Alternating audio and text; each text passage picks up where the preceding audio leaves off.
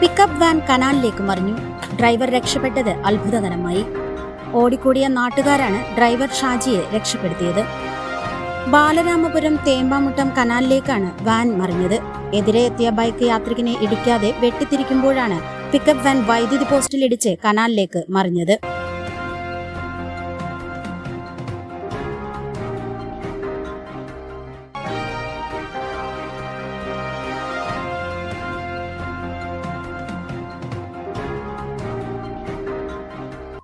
പതിനഞ്ചടിയോളം താഴ്ചയുള്ള കനാലിലാണ് pickup van പതിച്ചത്.